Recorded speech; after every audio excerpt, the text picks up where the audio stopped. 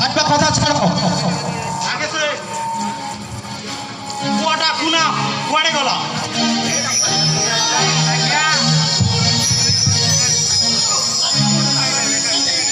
কুনা কুনা তো বাপা কুয়াড়ে গলা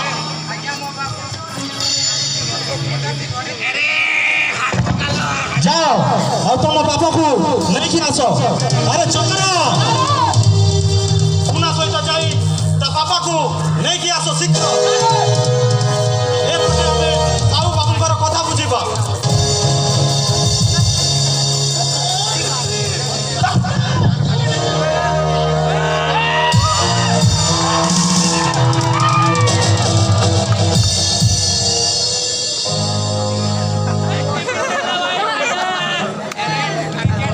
ধন্যবাদ সাহু বাবু গরম গরম ଅଛି মতে ବି ଲାଗୁଛି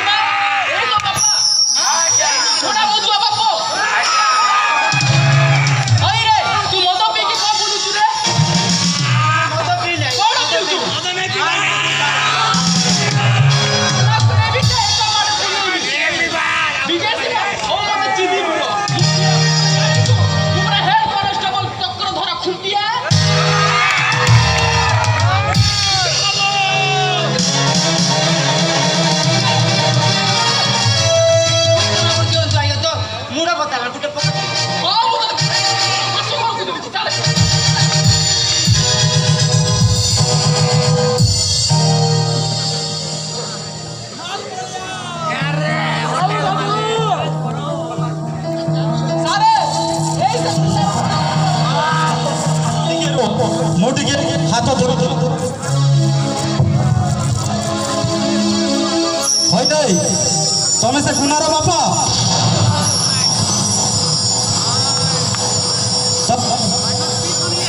କରି এই কুনাକୁ ଅଧିକାରରୁ ବଞ୍ଚିତ କରୁଛ କଣ ଆଉ କରିବି ହଜୁର ସାରେ ଇଏ ଭଲରେ ମାନିବନି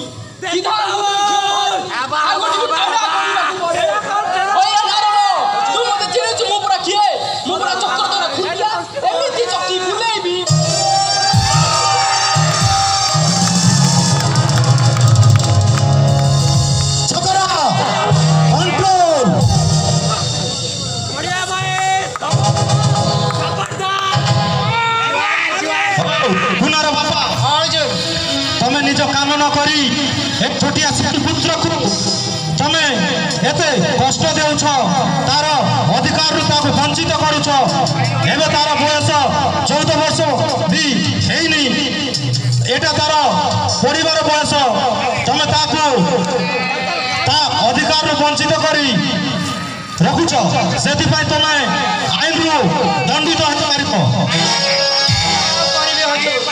পুরা 3 মাস থিলা পরে তা মা চালি গলা ছোট পিলাটাকে এডি ঠেরু একুটিয়া মଣିଷ কোন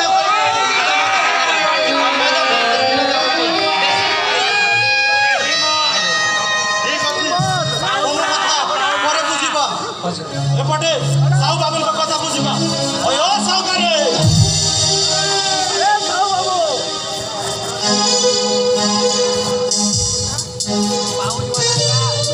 তুমি জানিন তুমি এই অঞ্চল জনে ভদ্র ব্যক্তি পরি লাগুছ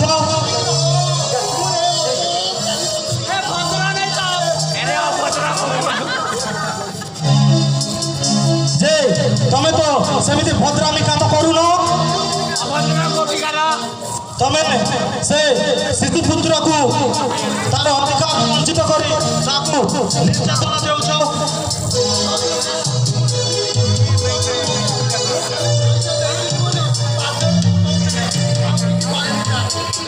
ନା ନା ତମେ ତାକୁ ନିର୍ଯାତନା ଦେଉଛ। ଆରେ ଚକ୍ରାର ସାହୁ ବାବୁକୁ ଧର ଆଉ ତାକୁ ବି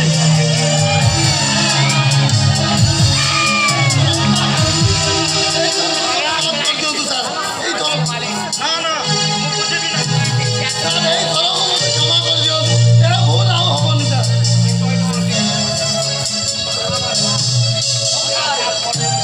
পুলিশ সারে প্রথম থর করে যদি ভুল প্রার্থনা ক্ষমা প্রার্থনা করছেন তাকে ছাড়ি দিয়া যাও। হো সাহু বাবু কুনার বাপা শুণ মন দেই শুণ মু কোণ কହୁছি। সাহু বাবু তুমি কোণ জানিন আম সংবিধানর তৃতীয় ভাগ ধারা 21 ক অনুসারে 6 ରୁ 14 ବର୍ଷର ପ୍ରତ୍ୟେକ ପିଲା ପାଠ ପଢ଼ିବାର ଅଧିକାର ରହିଛି। ଆହୁରି ମଧ୍ୟ ଆମ ସମ୍ବିଧାନ ଧାରା 24 ଅନୁସାରେ ଆମେ 14 ବର୍ଷରୁ କମ୍ ପିଲାଙ୍କୁ କୌଣସି ବିପତ୍ତିଜନକ କାର୍ଯ୍ୟରେ ଶିଶୁ ଶ୍ରମିକ ଭାବରେ କାର୍ଯ୍ୟରେ ଲଗାଇ ପାରିବା ନାହିଁ। ଆହୁରି ମଧ୍ୟ ସମ୍ବିଧାନର 4th ଭାଗ 51 କ ଅନୁସାରେ ପ୍ରତ୍ୟେକ ଅଭିଭାବକ ଏବଂ ବାପା ମାଙ୍କର ଏହା ମୌଳିକ କର୍ତ୍ତବ୍ୟ ଯେ ସେମାନେ ନିଜର ସନ୍ତାନ ସନ୍ତତିକୁ ବାଧ୍ୟତାମୂଳକ ଭାବେ ସ୍କୁଲକୁ ପାଠ ପଢ଼େଇବେ। ବୁଝିହେଲା? ସାହୁ ବାବୁ ଏଇଟିକୁ ଯେମିତି ମନରୁ ବିଚ୍ୟୁତି ନ ଘଟେ। ଆଉ ଠିକ ଅଛି ନକ୍ସଲ ସାରେ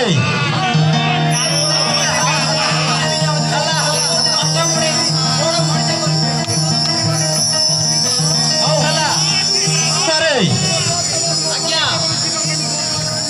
ମୋ ପାଖକୁ କମ୍ପ୍ଲେନ୍ ଆସିଛି। ମୁଁ ନିହାତି ଗୋଟେ ଲିଖିତ ଆକାରରେ ସାହୁ ବାବୁଙ୍କ ଠାରୁ ଆଉ କୁନାର ବାପା ଠାରୁ ମୁଁ ନେବି। ନିଶ୍ଚିତ ନିଶ୍ଚିତ। ସାହୁ ବାବୁ ତମେ ଥାନାକୁ ଯାଇ ଲିଖିତ ଆକାରରେ ଦେବ ଯେ ମୁଁ ଆଉ ଏମିତି ଭୁଲ କେବେ ବି କରିବି ନାହିଁ। ଆଉ ଯୋଉ ଶିଶୁପୁତ୍ର କୁନାକୁ ତମେ ଖଟାଇ ଅତ୍ୟାଚାର କରୁଥିଲ ତା ପଢ଼ିବା ବାବଦକୁ ତମେ କିଛି ଅର୍ଥ ଦେବ।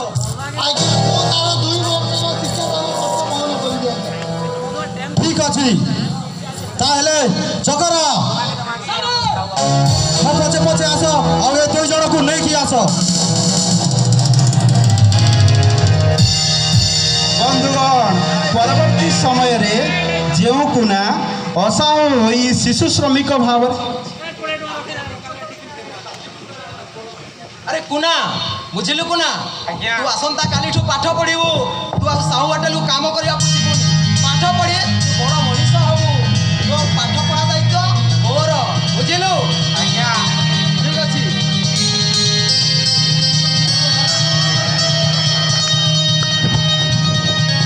ପାଠ ପଢ଼ିବୁ ହେଲା ସ୍କୁଲକୁ ଯିବୁ ଆଉ କୌଣସି ଗୋଟେ କାମ କରିବାକୁ ପଡ଼ିବନି। ଯଦି ଗଲା ତୁ ସିଧା ମୋତେ ତାଙ୍କ ବିରୁଦ୍ଧରେ କହିବୁ ଅଭିଯୋଗ କରିବୁ। ବୁଝିଲୁ? ଆପଣଙ୍କ ଭଳି ଶିକ୍ଷକଙ୍କର ଛାତ୍ର ହେବାରୁ ମୁଁ ନିଜକୁ ଗର୍ବ କରୁଛି। ପାଠ ପଢ଼ ବଡ଼ ମଣିଷ ହେଲା। ତୋ ପ୍ରଚେଷ୍ଟା ଜାରି ରହୁ। ବୁଝିଲୁ? ଠିକ ଅଛି।